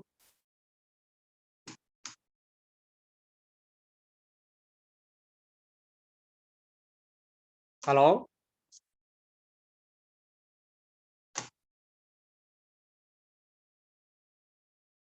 Mungkin kalau ada yang mau sambil bertanya boleh di chat room nanti nanti dibacakan ya ke saya ya. Tapi oke lah kalau kalian tidak itu saya lanjut saja ya. Jadi begini, kesimpulan yang disebut kesimpulan ini kan nanti membantu kalian dalam menulis dan presentasi ya. Kesimpulan disebut kesimpulan itu kalau atau kesimpulan itu adalah jawaban terhadap pertanyaan atau purpose. Dan kalian perhatikan tadi purpose kita adalah untuk membuktikan bahwa berpikir kritis bermanfaat bagi warga akademik. Ya, lihat di slide kedua kalau tidak salah ya. Slide kedua itu purpose, tujuan kita, tujuan presentasi kita, tujuan paparan kita dalam webinar ini adalah untuk membuktikan bahwa berpikir kritis itu bermanfaat bagi warga akademik. Nah, di mana buktinya? Kan tadi kan itu ya. Apa buktinya? Ya buktinya yang sudah saya sampaikan itu. Ada berapa pendapat ahli atau dari lembaga-lembaga pendidikan, ya. Lalu berbagai data ya sudah saya sampaikan. Ya. Nah itu buktinya. Ya. Jadi berarti purpose kita sudah tercapai, ya. Membuktikan, ya, buktinya sudah disampaikan bahwa berdasarkan pendapat ahli dan hasil penelitian menunjukkan bahwa berpikir kritis itu bermanfaat. Nah, harusnya jawaban-jawaban kalian kayak gitu. Ya. Berdasarkan hasil penelitian, berdasarkan para ahli siapa bisa disebutkan, data penelitian di mana bisa disebutkan, menunjukkan bahwa berpikir kritis itu bermanfaat. Nah, itu sekaligus menjawab purpose-nya. Apakah berpikir kritis bermanfaat? Menjawab question-nya atau pertanyaannya yang ingin kita jawab dalam kuliah ini, dalam pertemuan ini. Apakah berpikir kritis bermanfaat atau apa saja manfaat berpikir kritis? Nah, kalau kalian perhatikan slide-slide-nya, sudah terjawab di situ. Apa manfaatnya? Atau apakah bermanfaat? Nah, kesimpulan itu adalah jawaban tegas terhadap pertanyaan atau terhadap purpose, tujuan tadi. Kesimpulan harus menunjukkan bahwa tujuan sudah tercapai. Nah, karena itu ya kesimpulannya ya, oke tadi teman-teman kalian sudah sampaikan ya, tidak lengkap saya kira ya, tetapi ya kesimpulannya adalah memang berpikir kritis itu yang terakhir tadi yang menjawab tadi sangat bermanfaat. Nah, tetapi harus diikuti dengan kalimat berikutnya. Misalnya, berpikir kritis sangat bermanfaat bagi warga akademik. Kalimat berikutnya karena, nah itu ya, hasil penelitian misalnya di Young People Australia atau hasil penelitian di perusahaan-perusahaan di Amerika, hasil penelitian yang tadi sudah ditunjukkan semua, maupun pendapat ahli, ya konsep dari insight tadi dan University of People, ya itu menunjukkan bahwa berpikir kritis sangat bermanfaat. Itu kesimpulannya. Ya. Nah, oke. Karena saya sudah bilang Pak Ketua tadi ya, saya ada meeting di Arsip Nasional ya, jadi sangat waktu sudah habis. Tapi saya sampaikan kalau kesimpulannya adalah berpikir kritis itu bermanfaat bagi mahasiswa dan bagi warga akademik karena sudah dibuktikan dengan data pendapat ahli, apa implikasinya? Nah, apa itu implikasi? Ini nanti apa yang saya sebut misalnya konsep, pertanyaan, purpose, kesimpulan, implikasi itu nanti minggu depan Bapak Riki yang jelaskan itu dengan latihannya ya. Jadi ini saya kasih konsep besarnya dulu. Nah, kalau kesimpulannya adalah bahwa berpikir kritis itu bermanfaat bagi warga akademik, bagi mahasiswa, apa implikasinya? Implikasi itu artinya kalau kesimpulannya seperti itu, apa yang perlu kita lakukan? Menurut kalian apa yang perlu kita lakukan? Kalau memang berpikir kritis itu bermanfaat, karena ternyata dunia kerja masa depan itu sangat membutuhkan berpikir kritis berdasarkan hasil penelitian yang sudah saya tunjukkan tadi, dan ternyata berpikir kritis itu dibayar dengan gaji yang paling besar. Ya. Lalu menurut kalian apa yang perlu kita lakukan dengan kesimpulan itu? Itu namanya implikasi. Menurut kalian apa yang perlu kita lakukan sebagai tindak lanjut dari kesimpulan itu? Saya ingin 2 orang saja, silakan. Paling tidak apa yang bisa kita lakukan di UKSW dan di Unkriswina ya, dengan kesimpulan tadi bahwa berpikir kritis itu bermanfaat karena perusahaan-perusahaan bisa bayar dengan gaji yang tinggi bagi seorang yang punya keahlian berpikir kritis. Ya. Dan lain-lain. Kalian bisa lihat di data yang sudah saya sampaikan itu. Apa implikasinya? 2 orang, silakan. Siapa yang mau? Jangan takut salah. Halo, siapa lagi? Siapa yang mau?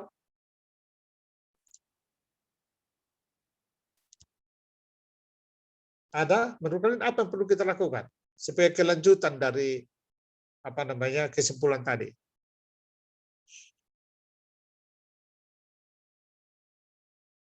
Siapa yang mau? Ada?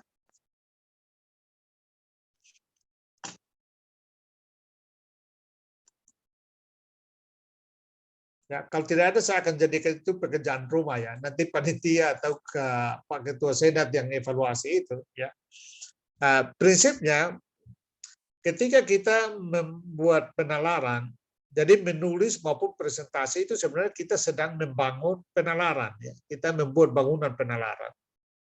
Ketika kita membuat bangunan penalaran dan kita menjawab, katakanlah membuat tujuan, lalu pertanyaan, lalu kita menyampaikan data, konsep untuk menjawab itu, sampai ke kesimpulan, kita harus pikirkan sampai implikasinya. Kalau kesimpulan begini, maka apa? Itu implikasi. Harus sampai ke situ.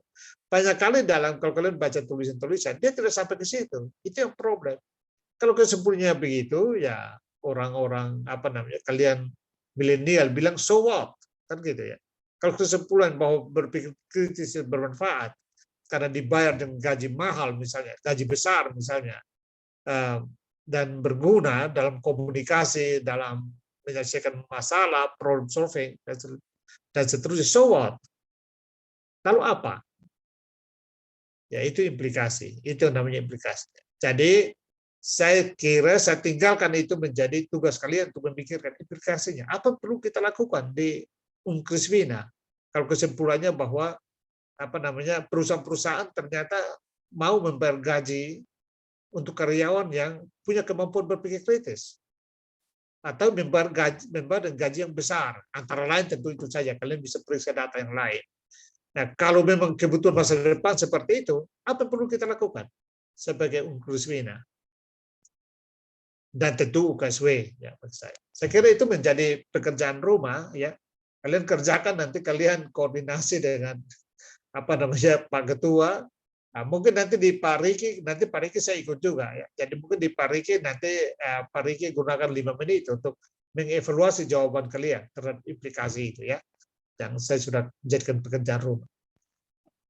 Apakah ada bertanya, saya persilakan. Jadi bertanya tidak hanya menyikapi yang tadi, implikasi tadi, tapi secara keseluruhan materi ini. Kalau ada yang mau bertanya, saya persilakan. Ya, mungkin 2 orang boleh ya, karena waktu sudah jam 10:02, enggak apa-apa, 2 orang boleh. Silakan kalau ada.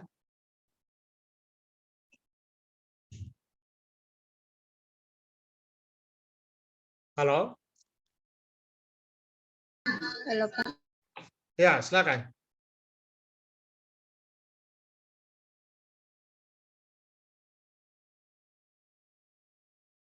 Halo?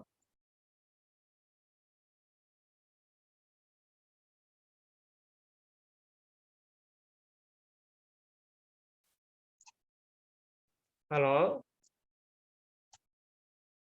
Oh, oke. Ini saya baru lihat WA-nya Pak Ketua. Ya, dia mengusulkan minggu depan sebelum Pak Riki, saya boleh 30. Oh, boleh. Saya kira boleh ya.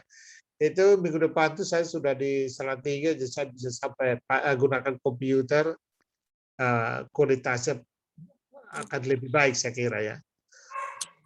Oh, ada. Bisa. Silakan. Siapa yang mau bertanya tadi? Silakan.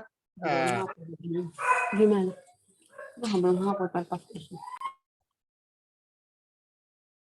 Halo, apakah ada? Saya Pak mau bertanya Pak.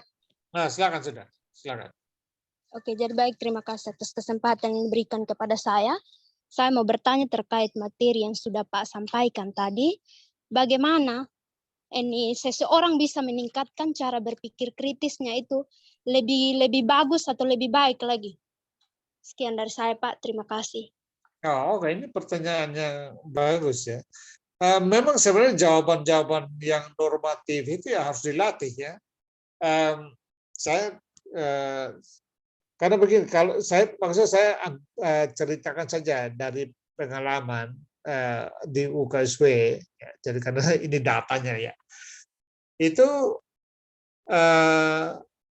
mata kuliah yang lain itu menggunakan berpikir kritis. Jadi misalnya begini, seperti saya sudah katakan tadi, dalam mengerjakan tugas untuk mata kuliah apapun juga, makalah, tugas menulis atau tugas presentasi, itu memang diwajibkan untuk harus menggunakan data misalnya. harus menggunakan konsep. Jadi tidak bisa bicara hanya menggunakan logika saja. Itu yang sederhana seperti itu ya. Jadi biasakan dalam kebiasaan sehari-hari, terutama dalam tugas-tugas kampus itu ya, kegiatan-kegiatan akademik, itu menggunakan data dan konsep. Itu saja sebenarnya, sederhananya sih. Lengkapnya itu nanti minggu depan Pak Niki akan sampaikan. Tetapi prinsip intinya adalah berbicara dengan data. Jadi kalau pertanyaannya bagaimana meningkatkannya, maka latihlah diri untuk selalu berbicara berdasarkan data dan fakta. Kalau tidak ada data dan tidak ada konsep, tidak ada teori, pendapat ahli, ya kita harus berbicara bahwa oke, saya berpendapat seperti ini ya, pendapat saya memang ini tidak ada dukungan data, tetapi ini pendapat pribadi atau katakanlah opini saya, kan gitu. Bisa begitu, ya. Itu paling tidak menunjukkan bahwa kita sudah menyadari perlunya berpikir kritis ya, karena kita sadar bahwa kita tidak punya data sebenarnya, tetapi ini pendapat pribadi. Ya boleh saja menyampaikan pendapat pribadi, tapi kalau pendapat pribadi memang tidak bisa jadi pegangan kan gitu ya. Nah, jadi begitu dari kebiasaan sehari-hari sebenarnya. Kita tidak boleh hanya menyampaikan pendapat pribadi, lalu teman kita menyampaikan pendapat pribadi, lalu berbeda, kita bertengkar ya. Nah itu tidak menyelesaikan masalah. Ya. Tapi kalau berpikir kritis, karena basisnya problem solving, sama-sama mengadu data, maka dengan sendirinya sama punya data yang paling kuat, ya akhirnya diakui, tidak bisa lagi diragukan. Saya ambil contoh misalnya, saya kira waktu pertemuan dulu, kalau kalian ada yang ikut, saya sudah sampaikan misalnya contoh pertanyaannya begini, apakah di luar panas atau tidak, kita lagi panas di Bengapu atau tidak misalnya ya. Ya mungkin ada yang bilang wah ini panas sekali, mungkin ada yang bilang biasa saja. Lalu dua-dua bertengkar, satu belum panas sekali, satu belum biasa saja, ya itu bisa bertengkar sampai tidak akan dapat keputusan, tidak bahkan bisa berkelahi sia-sia hanya karena mempertengkarkan opini pribadi. Tetapi misalnya kalau jawabannya adalah di luar suhu 33 derajat misalnya. Ya tinggal bawa HP smartphone keluar lalu ukur. Oh ternyata 35, kau bilang 33. Ya sudah selesai. Tidak perlu bertengkar lagi karena sudah terbukti, datanya sudah menunjukkan bahwa 35 derajat misalnya. Selesai. Ya. Itu namanya berpikir, melatih diri untuk berpikir kritis dan contoh bagaimana berpikir kritis membantu kita menyelesaikan masalah. Banyak kali orang bertengkar, berdebat, karena tidak punya data, makanya mereka baku hantam. Ya, karena sama-sama dengan opini. Kalau opini dan opini yang bertemu, ya tidak ada kesimpulan, ya berbicara keras saja yang akan menang. Dia meneror dan dia menang, yang satu diam. Dia tidak berarti dia salah. Nah, tapi kalau kita berbicara dengan data, orang tidak bisa bantah kita lagi. Itu namanya argumen. Jadi argumen itu berbicara dengan data. Kalau bicara dengan data, orang tidak akan bantah lagi. Paling dibantah itu kalau mereka menggugat metodologinya, mereka melacak metodologinya. Saya kira begitu ya. Silakan kalau ada lagi, satu lagi boleh ya. Saya mau siap-siap berangkat. Satu lagi, kalau ada.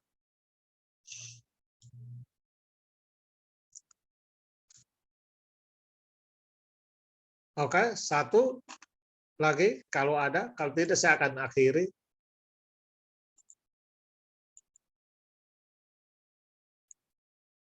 Kalau saya akhiri ya saya kira di WA Pak Ketua bilang saya kira jangan tidur 30 menit ya. Mungkin ya 15 sampai 20 menit saja minggu depan sebelum Pak Riki itu boleh ya. Untuk mengevaluasi pertanyaannya tadi ya. Untuk kalian pikirkan, saya ingin kalian jawab dengan baik, yaitu kalau berpikir kritis berdasarkan presentasi ini, berpikir kritis ternyata bermanfaat bagi warga akademik, ya, dengan data yang disampaikan, ya. Lalu apa? Apa perlu dilakukan oleh kita, ya, sebagai pribadi maupun sebagai mahasiswa di Unkriswina? Saya kira itu ya, itu menjadi pekerjaan rumah untuk dipikirkan. Saya biasa kasih pekerjaan rumah itu untuk dipikirkan, jadi tidak harus ditulis, tapi dipikirkan. supaya nanti waktu kita evaluasi itu bisa didiskusikan gitu ya. Kalau tidak ada pertanyaan, saya kira saya akhiri di sini ya. Saya kembalikan ke host atau panitia atau Pak Ketua, saya kembalikan. Silakan. Oke, terima kasih Bapak sudah menyampaikan materi. Selanjutnya kita akan masuk di agenda yang berikut, yaitu doa penutup. Sebelum kita menutup seluruh rangkaian webinar kita pada siang hari ini, mari kita menghadap Tuhan di dalam doa. Sebelum kita berdoa, izinkan saya untuk membahas doa ini menurut agama dan kepercayaan saya itu Kristen Protestan. Kita berdoa. Puji syukur ya Tuhan, kami panjatkan dan kami datang ke hadapan hadirat-Mu ya Tuhan, karena begitu besar kasih dan cinta-Mu telah menjaga kami dari hari-hari yang kami lewati hingga pada saat ini ya Tuhan. Teristimewa Tuhan jaga lindungi kami dari awal webinar tadi ya Tuhan hingga boleh berakhir dengan baik. Itu bukanlah kekuatan kami, kehebatan kami, tetapi semata-mata hanya karena campur tangan Tuhan. Ya Allah Bapa kami di surga, kiranya Tuhan memberkati dosen kami ya Tuhan yang membawa materi, memberikan dia hikmat, kebijaksanaan yang berasal daripada Tuhan sendiri. Memberkati juga teman-teman kami ya Tuhan, masa depan kami, cita-cita kami pertaruhkan ke dalam tangan kasih-Mu. Sisa kehidupan kami ya Tuhan pada hari ini kami pertaruhkan ke dalam tangan pengasihan-Mu. Dalam nama Tuhan Yesus kami berdoa. Haleluya. Amin. Terima kasih. Sama-sama Pak. Selanjutnya kita foto bersama. Saya persilahkan kakak host untuk share screen. Semuanya kita aktifkan kamera, tunjukkan senyum manis-manis.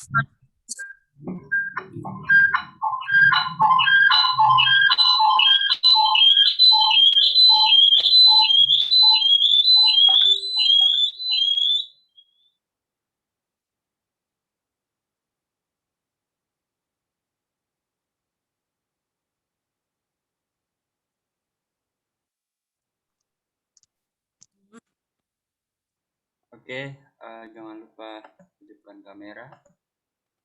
Teman-teman semua, hidupkan kamera. Oke, saya tunggu sampai semua kamera tampil.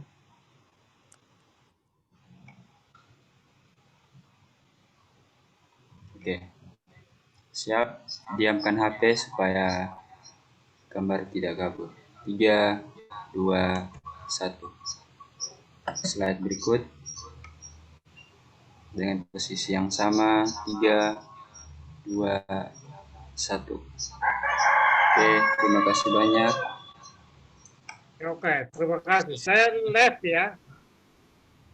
Oke, terima kasih Pak. Terima kasih buat teman-teman yang sudah bergabung. Selamat siang. Berkati semua. Ya, selamat siang. Lanjut Ya. minggu depan. Selamat siang. Terima kasih. Depan tak lupa ya teman-teman, kita lanjut lagi. Iya kakak siap. Terima kasih Pak Femi. Terima kasih Kakak. Selamat siang. Terima kasih Pak.